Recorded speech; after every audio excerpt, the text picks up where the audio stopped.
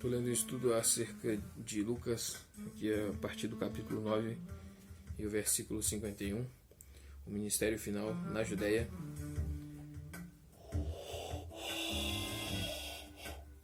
Aqui vai do 9 ao 51, né? Do 9:51 ao 19:27.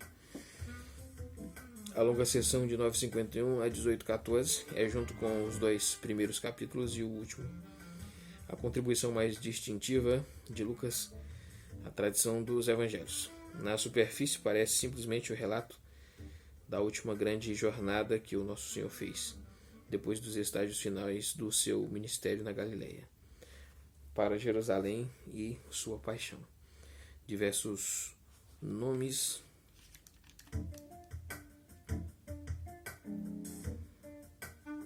foram sugeridos para esta sessão, mas B.H. Streeter, The Four Gospels, capítulo 8, disse que a maioria era insatisfatória por tomar por certo alguma coisa. Chamá-la de sessão da Pérea omite o fato de que parte da jornada, de todo modo, foi realizada a oeste e não a leste do Jordão. A narrativa da viagem ou o documento da viagem sugerem a existência de um documento que Lucas incorporou no seu evangelho. Não existe prova alguma de tal documento. O próprio Streeter propõe seção central que não força a situação, outros chamam de grande interpolação. Percebendo que é, no seu todo, uma interpolação no quadro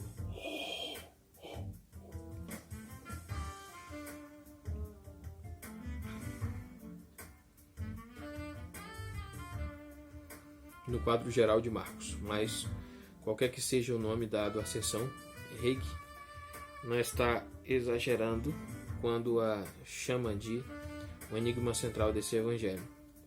The Gospels Records in the Alan de 1960, página 107.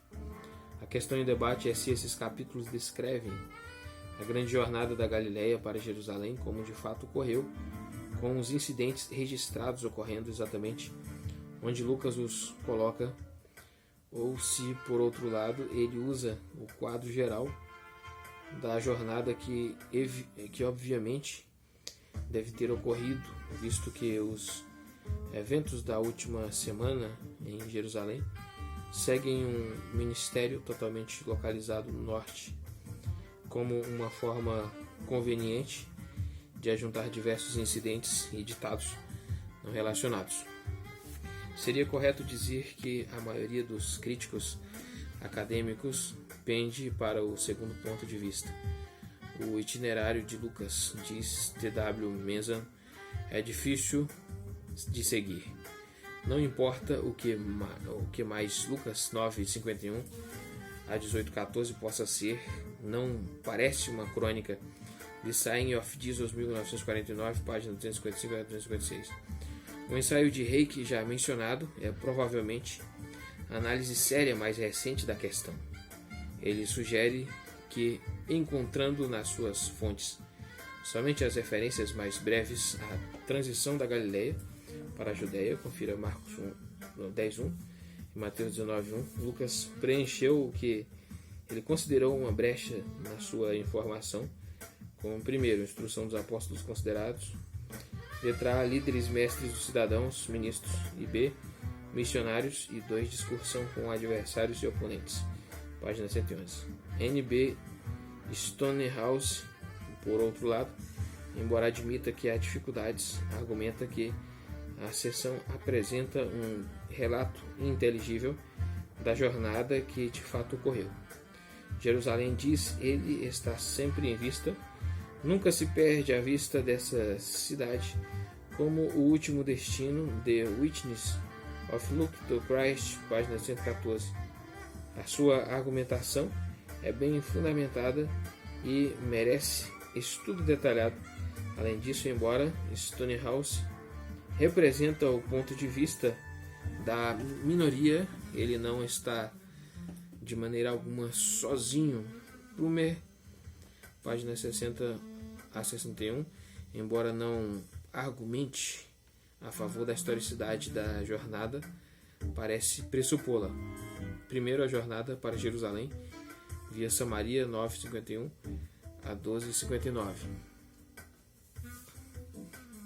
Letra A, hostilidade samaritana e pretendentes a discípulos, 9:51 a 62. A decisão definitiva do nosso Senhor foi tomada.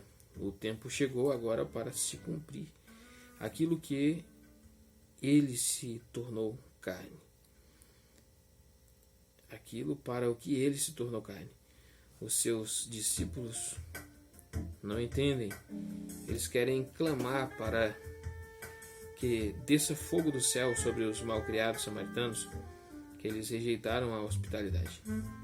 Entre mentes, outros pretendentes a discípulos tentam se associar a ele, mas eles não demonstram percepção alguma das reivindicações totalitárias que o discípulo faz aos homens. Uma das características estranhas da história do Evangelho é a insensibilidade frequente dos discípulos, especialmente em tempos de crise.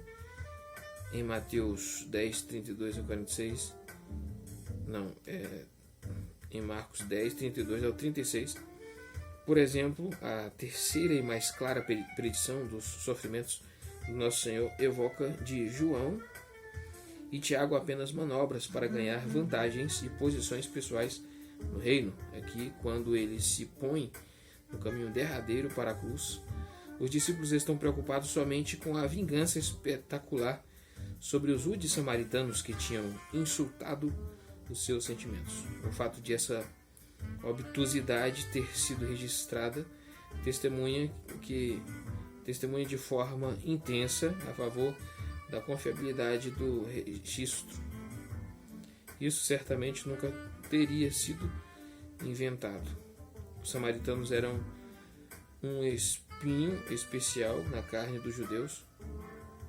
Eles eram descendentes das tribos mistas com que Sargão II da Síria havia repovoado Samaria depois da queda do reino de Israel em 722/1 a.C., 2 Reis 17:24 a 34. Vê também F.F. Bruce, Israel and the Nations, 1963, página 66. E como tais não eram de fato judeus por raça, mas eles adotaram as formas judaicas de adoração e liam a Torá dos judeus. E quando, após o retorno do seu exílio, os judeus rejeitaram a ajuda dos samaritanos na reconstrução das ruínas, a animosidade se intensificou consideravelmente. O mal-estar persistia e o desdém dos judeus por estes pseudo-judeus continuava evocando ressentimento dos samaritanos, o que é bem visível na narrativa do Novo Testamento. Nesse incidente, a rudeza samaritana suscitou a ira dos filhos do trovão, que queriam permissão para retribuir com juros. Versículo 51. Jesus partiu resolutamente em direção a Jerusalém. Talvez um eco do terceiro dos cânticos do servo. Por isso eu me opus firme como uma dura rocha. Os samaritanos lhe negaram a hospitalidade, porque ele não estava indo para Jerusalém a fim de cumprir as suas obrigações religiosas, ignorando o santuário deles em Gerizim, que na opinião deles de forma nenhuma era inferior ao de Jerusalém. Versículo 54. O texto de Lucas veio a nós de diversas formas ligeiramente diferentes. Nesse trecho, as versões apoiadas pelo conjunto maior de evidências textuais são mais breves do que o texto recebido, do qual AVA é a tradução em português. A ACF, aqui o texto mais longo, associa o desejo por vingança com um incidente na vida de Elias, 2 Reis 1:9, uma referência omitida em algumas versões. Na Bíblia NVI, nota de rodapé da NVI, versículos 55 e 56. A versão mais breve omite as palavras: vocês não sabem de que espécie de espírito vocês são, pois o Filho do Homem não veio para destruir a vida dos homens, mas para salvá-los. Apesar da incerteza textual, o significado do incidente está claro: o mal não se vence com o mal, mas com o bem. Versículos 57 e 58. O primeiro pretendente a discípulo, um homem, Mateus diz, um escriba, queria seguir Jesus, que dá aqui a resposta acerca das aves e das raposas. T.W. Manson, descartando a sugestão de que o ditado era simplesmente um provérbio popular, relacionam ao conduzirem contemporâneas da Palestina. As aves da Palestina com frequência são um símbolo apocalíptico das nações gentílicas. Deuteronômio 4:12, Mateus 13:32, etc. Raposas na literatura judaica são os aparentados mais hostis ao povo de Deus. Em Lucas 3:32, a raposa é Herodes. Assim, todos estão em casa na terra de Israel, tanto os senhores romanos, aves, quanto o intruso edomita Herodes, excesso ao verdadeiro Israel. O verdadeiro Israel é deserdado por eles, e se você tentar a sorte comigo e com os meus, está se unindo aos desapossados. Saingues, páginas 72 a 73. Vendo, no entanto, o comentário de Mateus 8:20, versículos 59 a 60.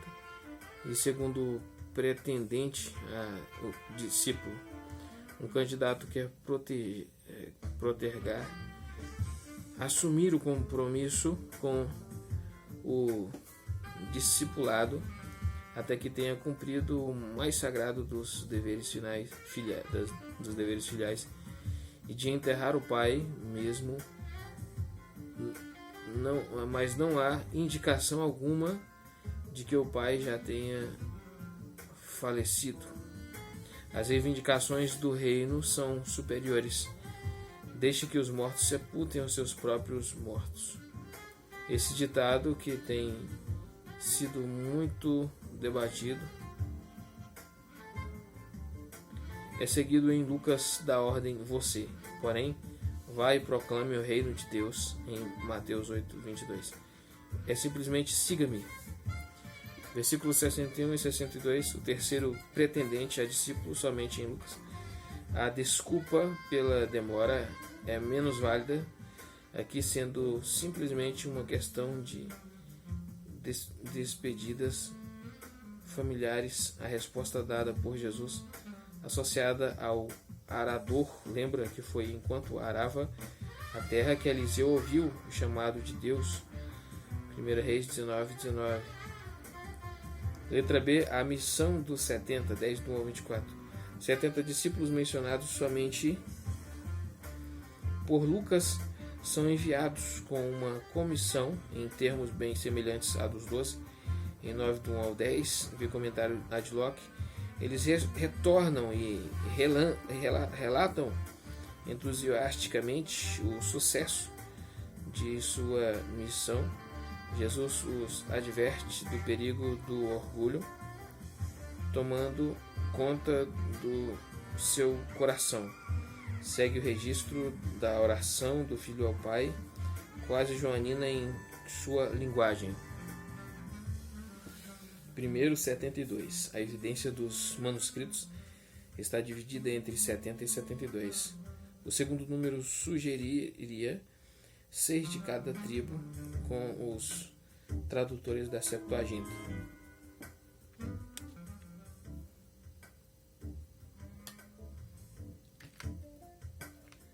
Por outro lado, havia tradicionalmente 70 nações.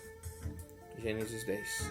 70 anciãos foram apontados por Moisés, números 11 e 16. E havia 70 membros no Sinédrio, 2-2. A AEC Leaney, página 176, sugere que isso pode ser uma ilustração do princípio da testemunha de Deuteronômio 19:15, versículo 2 e 3. A colheita é grande. Duas breves analogias introduzem a recomendação de Jesus aos 70, a colheita rica e os cordeiros entre os lobos. Em Mateus, ambos estão associados ao envio dos 12. 9, 37, 38, 10, 16. Versículo 4-12, instruções para a viagem. As ordens dadas a eles são semelhantes às que os 12 receberam. Confira Marcos 6, do 8 ao 11. Mateus 10, do 9 ao 14, com o acréscimo de, letra A, uma determinação para não saudarem ninguém no caminho, versículo 4, como no caso de Geazi, 2 Reis 4, 29, e a tarefa deles é uma questão de vida ou morte e não há tempo a perder em intercâmbios sociais. Letra B, uma denúncia contra as cidades da Galileia, Corazim, Betsaida e Cafarnaum, por sua surdez ao chamado de Deus para que se arrependessem. Corazim não é mencionada em nenhum outro lugar na Bíblia, nem em Joséfo, mas suas ruínas são visíveis aproximadamente a 4 quilômetros ao norte de Cafarnaum. A denúncia contra Cafarnaum é colocada em termos semelhantes a um cântico de escárnio contra o rei da Babilônia, em Isaías 14, do 3 ao 15. Versículo 16, eles receberam a autoridade que pertence àquele que os enviou. É uma versão mais intensa de Mateus 10, 40. Versículo 17 a 20, o retorno dos 70. Após o seu retorno, eles estavam cheios de entusiasmo diante das coisas maravilhosas que tinham sido capacitados a realizar. Até os demônios se submetem a nós em teu nome. Isso era até mais do que eles haviam esperado, pois tinham sido comissionados apenas a curar os doentes e proclamar o reino. Versículo 9. Na sua resposta, o Senhor os advertiu acerca do orgulho. Eu vi Satanás caindo do céu como relâmpago. Versículo 18. E o verbo eu vi está no tempo imperfeito. Eu estava observando caindo, está no auristo caído. Visto que esse dito lembra Isaías 14:12, como você caiu dos céus, ó estrela da manhã, filho da alvorada, tem sido interpretado ao longo da história cristã como uma referência a uma queda cósmica de Satanás no passado remoto. Assim, por exemplo, Gregório o Grande já interpretava no longínquo século VI, mas Plumer, página 278, diz: o auristo indica a coincidência entre o sucesso dos 70 e a visão de Cristo da derrota de Satanás. O reino veio. O sucesso dos discípulos é considerado um símbolo e uma garantia da derrota completa de Satanás. E Bide vê também comentário do Apocalipse 12:9. Não importa a interpretação que aceitemos, está bem evidente que Jesus ensinava de forma inequívoca que há um poder pessoal do mal. A promessa renovada de poder, versículo 19, lembra Salmos 91, 13 e Deuteronômios 8, 15. Mas o verdadeiro motivo da gratidão é que os seus nomes estão escritos no registro do reino de Deus. Êxodo 32, Salmos 87, 6, Hebreus 12, 23, Apocalipse 3, 5, 17 e 8, etc. Versículo 21 e 22, Mateus 11, 25 ao 27. Nesses dois versículos, somos transportados do ambiente dos evangelhos sinóticos diretamente para o clima do quarto evangelho. Eles têm sido descritos como esse trovão do céu joanino, mesmo assim, como diz Plumer, página 282. É impossível, com base em qualquer princípio de crítica, questionar sua autenticidade ou o seu direito de serem considerados pertencentes aos manuscritos mais antigos dos usados pelos evangelistas. Jesus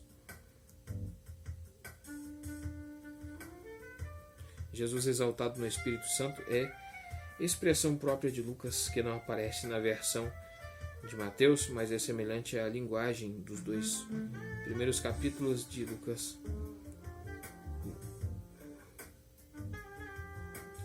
No versículo 21, ele se alegra na perfeita intimidade que ele e o seu pai desfrutam um com o outro. A ideia do versículo 21 é desenvolvida por Paulo no primeiro capítulo de 1 Coríntios, versículos 23 e 24.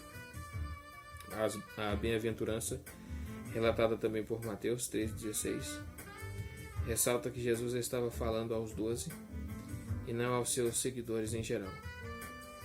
Aos apóstolos foram confiados os desdobramentos graciosos da verdade que marcavam o ensino do Senhor aos seus discípulos mais íntimos. Eles testemunharam o cumprimento de coisas para as quais os profetas haviam olhado com ardente expectativa. Hebreus 11:13, 1 Pedro 1:12. Letra C, a parábola do bom samaritano, 10 do 25 ao 37. A característica mais marcante do relato de Lucas da grande jornada é a série de parábolas, incluindo diversas das mais notáveis registradas no Novo Testamento, que não foram preservadas por nenhum dos outros evangelhos. Entre essas, a principal é a do bom samaritano. Um jurista perito na lei pergunta ao Senhor quais são os grandes mandamentos e talvez fique surpreso ao não ouvir nenhuma nova doutrina da última moda, mas uma reafirmação da lei tão honrada da Torá concernente ao amor de Deus e ao próximo. O jurista quer saber quem é o seu próximo, pergunta que evoca como resposta essa parábola e a exortação que vem com ela. Vai e faça o mesmo, versículo 37. O diálogo introdutório é com frequência considerado um paralelo de Marcos 12, do 28 ao 31. Mas a única conexão é a associação entre Deuteronômio 6:5 e Levíticos 19:18 e C.W.N. Manson, página 131, estiver certo, é possível que essa síntese de preceitos creditados ao perito da lei sugira que os pregadores da época, ao tentarem resumir a lei em uma ou duas breves frases, tenham chegado a um acordo em torno dessa fórmula. Os dois contextos são bem diferentes, e as atitudes dos dois inquiridores também. Em Marcos, a pergunta do escriba é puramente acadêmica, que De todo modo, há um elemento prático. Versículo 25. Um perito na lei. A palavra grega nomikos é usada somente por Lucas entre os sinóticos, com exceção de Mateus, com a exceção de Mateus 22:35, em que a palavra é omitida em vários manuscritos. Lucas provavelmente usa a palavra em preferência a escriba, G.R. Grammateus, como sendo mais inteligível aos seus leitores gentios. Levantou-se para pôr Jesus à prova. A intenção do jurista era inquirir ou preparar uma armadilha. Liane, página 182, sugere testar para transmitir o significado exato do verbo. A pergunta, diz Plummer, página 284, não foi preparada para colocar Jesus em apuros, mas antes testar sua habilidade como mestre. Não significa uma tentativa sinistra de pegá-lo numa armadilha. Moorman, página 126. Por outro lado, argumenta que, ao fazer uma pergunta complicada, ele queria que Jesus tropeçasse nessa pedra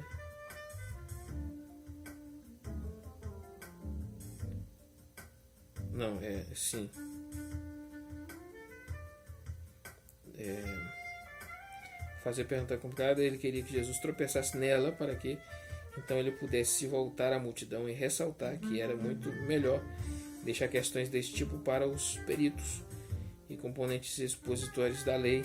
W.M. Mason, Browning e outros defendem uma posição semelhante. Versículo 29, querendo justificar-se, tentando recuperar-se da humilhação sofrida. Versículo 30, um homem descia de Jerusalém para Jericó.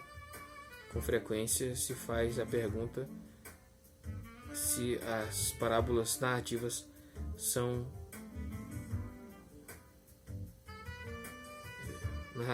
registros de eventos que de fato ocorreram ou histórias imaginadas. Com relação a essa história, os estudiosos sugerem que Jesus estava contando um incidente da sua própria experiência que não foi registrado em outro lugar. Isso é, sem dúvida, pura conjectura, mas a história tem traços de realidade. Ladrões têm infestado a estrada de Jericó desde aqueles dias até hoje. H.V. Morton conta que, quando disse a um amigo que queria descer ao Mar Morto por um dia, ouviu a advertência: mas volte antes do anoitecer.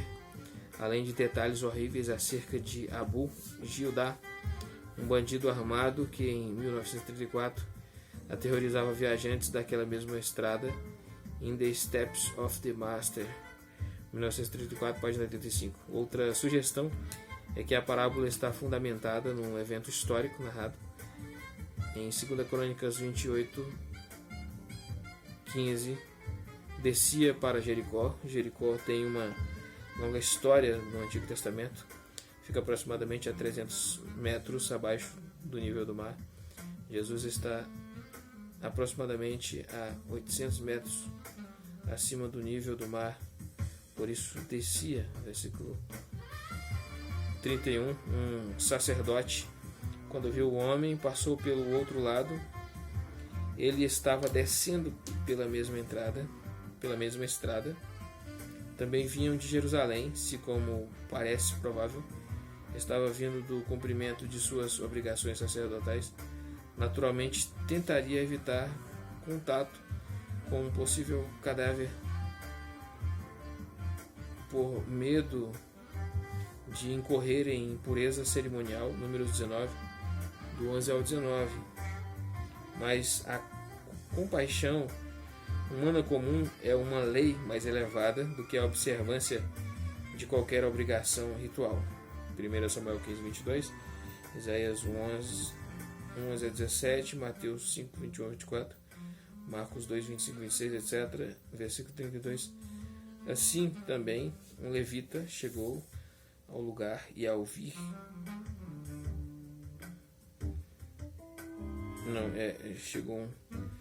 Assim também um levita chegou ao lugar e ouviu.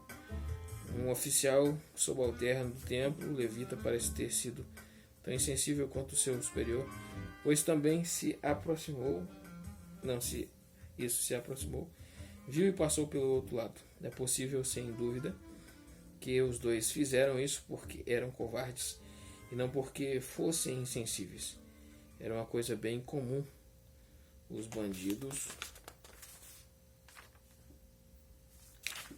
os bandidos usarem chamarizes. Isso.